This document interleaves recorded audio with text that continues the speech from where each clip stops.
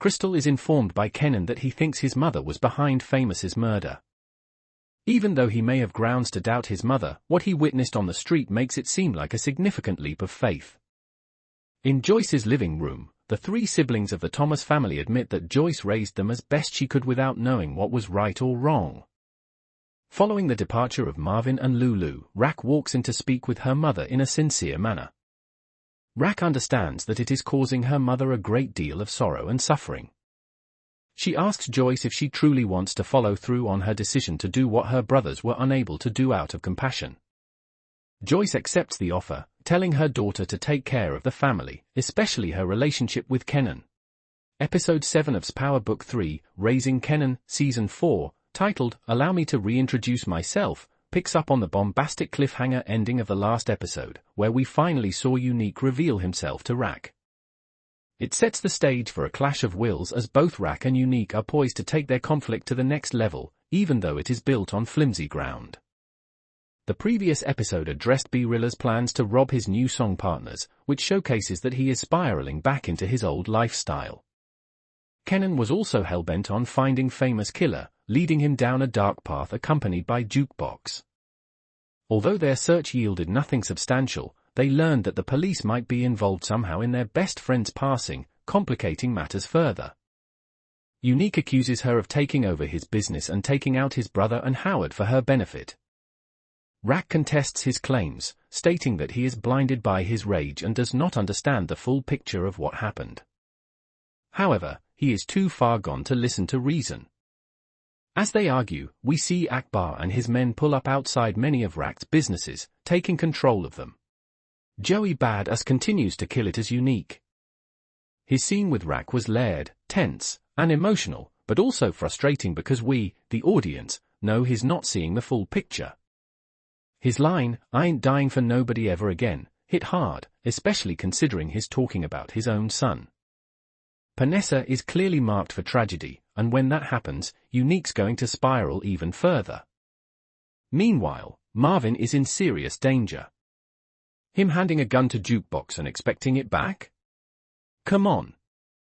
That's not coming back, and Marvin might not either. Early's involvement is only adding more fire to what's already a burning mess. Now, about Jukebox. This was her villain origin story, officially. She's not just doing dirt anymore. She's enjoying it.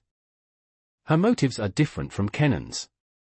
He sees the game as a path to freedom, legacy, maybe power. Juke? She's doing it for the thrill. That darkness explains so much about who she becomes in OG Power, the mastermind behind kidnapping Tariq, the one who went darker than even Kenan did. You know, this week's episode of Power Book 3, Raising Kenan episode is about to hit different when older Kenan opens with, I ain't got nothing more to say, and actually stays silent through the end. That creative choice alone set the tone, serious, reflective, and emotionally loaded. And this episode delivered. Let's start with Rack. For the first time in the series, we saw her shed real tears. Of the Thomas siblings, it always made sense she'd be the one to break, because she's held it together the longest. But that tear wasn't just grief, it was transformation. Rack is never going to be the same after this. That moment at their mom's house with Marvin and Lou, full of subtle expressions and nostalgic pain, was shot beautifully. For a brief second, they weren't drug lords or hardened survivors. They were just siblings remembering where they came from. On the flip side, Kenan is fully spiraling. The idea that he saw Rack bribing cops and instantly assumed she killed Famous is, frankly, dumb. He's so deep in his own head and trauma that logic has left the building. It's sloppy thinking, but that's who Kenan is right now, reactive, raw, and emotionally reckless. Kenan and Jukebox talk about Unique's threat at a local diner, while Rack and Marvin meet up with Snaps and Pop. Rack informs the duo that they might be on Unique's radar because of their business connection with Kenan. Elsewhere, we see Unique pull up outside the Golden Pavilion, which is now working for him. Worried about their next step, Rack and Marvin discuss the state of their current affairs with Stefano. The New York Mafia Godfather suspects that Unique may have a powerful backer behind him, someone who knows about Rack's connection with Stefano. As such, for the time being, Unique is trying to keep Rack alive because he needs her business connections to fall under his heel before he can take her down. Stefano also thinks that Unique is waging this battle for someone who wants to start a proxy war against the New York Mafia. Kenan picks up his daily cash collection and heads over to his hiding spot to stow it away. However, the lock is broken and the money is gone. In the meantime, Unique moves Panessa to a new home away from the South Jamaica neighborhood. He wants her to stay at the new place because he is about to turn the whole of South Jamaica into a war zone. As for Famous Death, my money's on a dirty cop, not Rack. They already had her take out Dewees in Season 1, and repeating that beat would feel lazy. Episode 8 is likely where we find the truth. All in all, this was a standout episode with tight writing, emotional stakes, and performances that hit across the board. This is the show firing on all cylinders. After Rack gets over her initial surprise at Unique's return from the dead, a confrontation begins between the two former partners. Unique accuses her of taking over his business and taking out his brother and Howard for her benefit. Rack contests his claims, stating that he is blinded by his rage and does not understand the full picture of what happened. However, he is too far gone to listen to reason. As they argue, we see Akbar and his men pull up outside many of Rack's businesses, taking control of them. Although Unique threatens to take everything that belongs to Rack, he leaves her alive for the time being. The following day, Lulu and Imani address their disagreement about his recent tryst with Jessica. Lulu assures her it is a temporary thing and something that won't happen again. Well, we've known Unique was back since Power Book 3, Raising Kenan Season 3 Episode 10, but Rack didn't. She, and everybody but Early and a veterinarian, thought Unique was long gone, no longer a threat on the south side. She and everyone thought wrong. I was starting to worry about how long they would keep Unique hidden because there's only so long you can hide in plain sight. With each move Unique made, he was putting himself out there more and more, and at some point, somebody was going to see him and realize, damn, you look a lot like Unique. Unique would then open his mouth and make a quip about coming back from the dead, and the jig would be up. Since Unique was well enough to take care of himself again, the plan has always been to bring down Rack and take back what he felt was stolen from him, but when you're considered dead for an undetermined amount of time, it means you return to nothing. Unique's initial pitch to Russo didn't get him anything but a headache, but when he returned to him during Power Book 3, Raising Kenan Season 4 Episode 6, he had much more to offer. Unique has always been highly ambitious and intelligent. You could never ascend to the heights he did without those two traits, but since his return, he's been consumed by revenge and unable to see much beyond it. Not only was there no product for Unique, but he didn't have any people either. One thing we've learned throughout all of the Power shows is that you've got to have a plan, and you've got to have a team. Without those two things, you will be DOA. Unique was smart enough to recognize that the only hand he really had to play was to recruit others who hated Rack or, at the very least, would agree to bring her down. That's why he went to Teresa Bozelli in the first place. He played on her grief, and then he got in front of Russo so he could try to play multiple angles. Russo wanted to avenge Sal, but maybe even more than that, Stefano was the kind of boss he would love to be. Unique's initial pitch to Russo didn't get him anything but a headache, but when he returned to him during Power Book 3, Raising Kenan Season 4 Episode 6, he had much more to offer. Unique has always been highly ambitious and intelligent. You could never ascend to the heights he did without those two traits, but since his return, he's been consumed by revenge and unable to see. According to the show's official synopsis, Power Book 3, Raising Kenan goes back to 1991 when Supras are the whip of choice and a fly shearling coat is a symbol of status in the hood. Kenan navigates this world of glamour and grit as he comes into his own and gets out of the shadow of his mother, Rack, who runs the streets of Southside Jamaica, Queens, with her brothers, Marvin and Lulu. Despite Kenan being under their watchful eyes, danger lurks just around the corner. There's Unique, a rival dealer who has his eye on the family's turf, and Detective Malcolm Howard, a pestering cop who gets a kick out of harassing. Now, new line.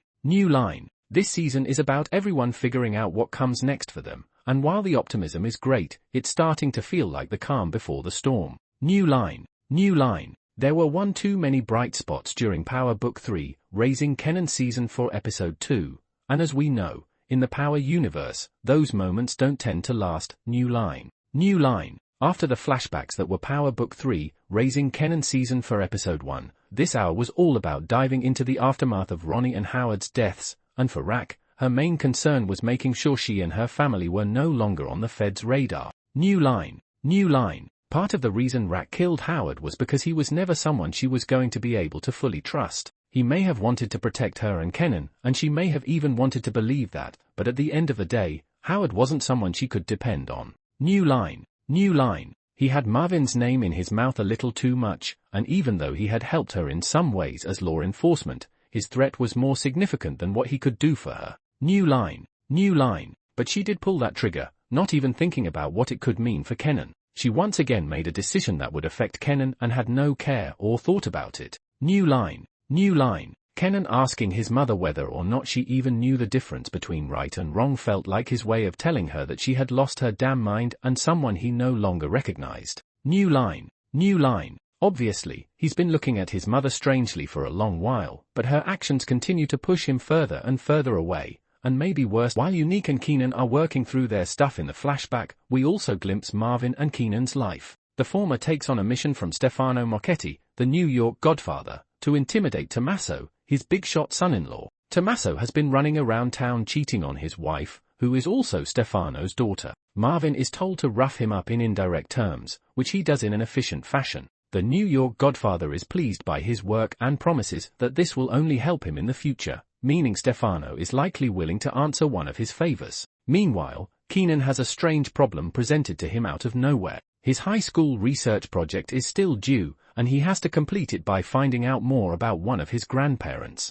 After all the drug trading and illegal stuff Kenan has been doing recently, it is hard to remember he is a teenager in high school still. However, the research project storyline helps bring a sense of normalcy to his character for a brief period. We see him go back to his grandma's house, asking to learn more about Grandpa Elijah. Somehow, Kenan can sense a bit of kinship with his late grandfather, who his grandmother describes as someone just like him. The boy goes around interrogating every family member about Elijah's personality and what he was like as a person. Everyone shares something different, Marvin and Lulu included. He refrains from asking his mother because of the distance in their relationship. She tells him that no matter how much he hates her, she will always unconditionally love him. Later, Kenan makes the shocking discovery that his grandmother has cancer and is dying. He is the only one to know, and she urges him not to share the information with her children, fearing that they will make the news about themselves. Meanwhile, Unique sends out Tyler to reckon the situation outside and where everyone stands in the puzzle.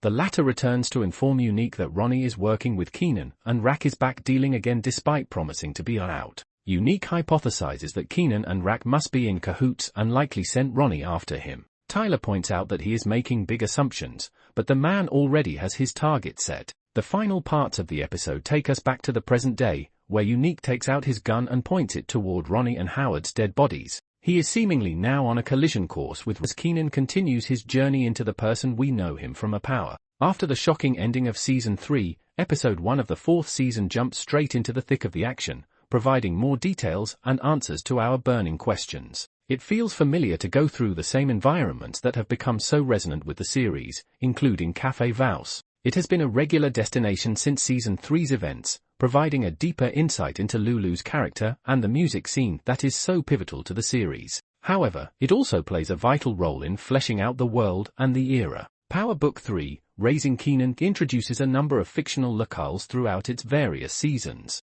These places either add to the world-building aspect of the series or have an important relation to specific elements of the plot and characters. Café Vause fits more into the second category. It is a fictional club crafted by Sasha Penn, which brings more clarity and depth to Lulu's ongoing storyline of trying to break away from Rack's world. We have known for quite a while that Lulu is tired of living a life dictated by his sister, who is wrapped up in the dangers of the underworld. While he started the series as a loyal foot soldier who does not question anything, he has undergone a radical shift in his thinking and wants to have nothing to do with his family. To that end, Café Vause presents an opportunity to have a life outside Rack's circle. The club was first introduced in Season 3 as a place that needed revitalization. Lulu sees this as a golden opportunity to have something of his own. His previous plans of succeeding with his record company were also motivated by a desire to break the bonds shackling him to his sister. While it didn't work out exactly as planned, Cafe Vals presented another shot at the same dream. However, in Season 3, we see a progressive decline in Lulu's mental state as he struggles with the guilt of his past life and the inability to move forward.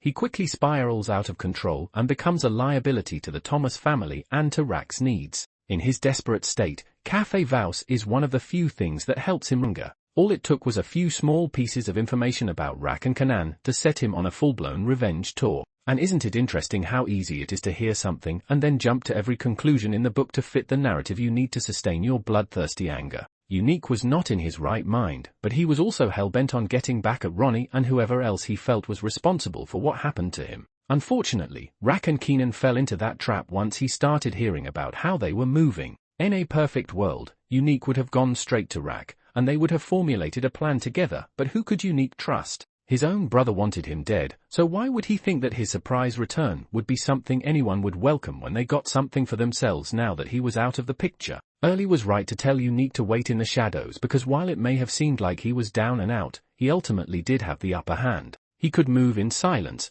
find the weaknesses, and pounce when the opportunity arose. In a perfect world, Unique would have gone straight to Rack, and they would have formulated a plan together, but who could Unique trust? His own brother wanted him dead, so why would he think that his surprise return would be something anyone would welcome when they got something for themselves now that he was out of the picture? Early was right to tell Unique to wait in the shadows because while it may have seemed like he was down and out, he ultimately did have the upper hand. He could move in silence, find the weaknesses, and pounce when the opportunity arose. But even knowing all those things doesn't excuse her actions because Rack has done some messed up stuff. Rack does what she needs to do to survive and protect the people she loves at all costs, but at the same time, she takes away a lot of their agency. She's created dynamics in which the people she loves don't trust or respect her, which eats at her no matter what. When was the last time we had a new hour of Power Book 3 Raising Kenan? It has felt like 47 years since we saw the events of Power Book 3, Raising Kenan Season 3 Episode 10 play out, and I won't lie to you. I needed a refresher course on everything that went down in the bloody finale, so this hour was a blessing in disguise. Instead of picking up where things left off, the series took another route, taking us back in time to relive all the moments we missed leading up to the shocking finale. I wasn't sure what to make of the decision to jump 3 months back, considering we'd already lived through these events, right?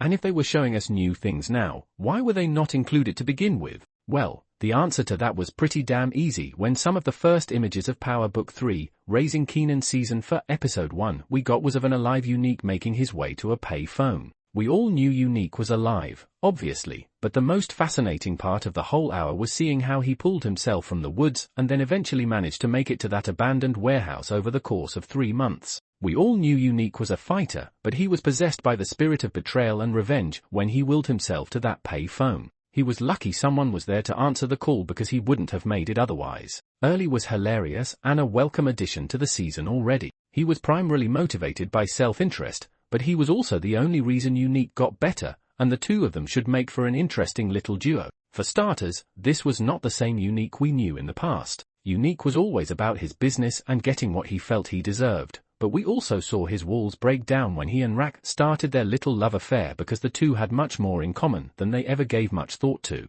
Rack often kept Unique at a distance during Power Book 3, Raising Kenan Season 3, whereas Unique seemed to be more invested, in the sense that you could see his feelings more in his actions and words than you could with Rack. When Unique died, Rack had a moment or two to mourn what could have been, but she also didn't dwell on it much and kept it moving, which could be the tagline. Beginning with Jukebox in the army, Raising Kenan Season 4 Episode 2 It's All Love takes us on a journey that ends with an unhinged, Unique killing lawyer Andre Barnes, Lulu returning from rehab, Marvin taking on more work for Stefano, and Kenan requesting his more for the Roop. After a retrospective start to Season 4, the second episode jumps straight into gear as we finally see our favorite characters try to move on with their lives following Season 3's bombastic end. The first episode provided all the context surrounding Unique and how he is now on a revenge mission against Rack and Kenan. However, the Thomas family has more problems on its plate than worrying about what Unique might do next, especially considering the fact that they are unaware if he is even alive. The FBI's interest remains a concern for Rack, who worries about her operation's safety and what the authorities might do next. Meanwhile, Lulu starts to take strides towards a positive reformation, similar to his brother from a few seasons ago. As word spreads of Howard and Ronnie's passing, the NYPD speaks to the media in another location. They claim that there was some sort of collusion between the two. Alongside their lawyer, Andre Barnes, Rack and Marvin watch the broadcast live on TV. The latter informs Rack that the task group has disbanded and that any investigation against Marvin has been withdrawn, thereby releasing her brother from outside scrutiny. The matriarch of the family, nevertheless, is still concerned about the FBI's role. Barnes assures her that he will update her on developments. As Kenan goes back to his drug business, Crystal comes by to visit. The two share some tender moments together. Miles away, Lulu is let out of Cedar Shores Rehabilitation Center, finally leaving the medical facility with a clean bill of health and ready to make amends for his past lapses. Marvin picks him up from the spot. Crystal and Kenan get handsy with one another, eventually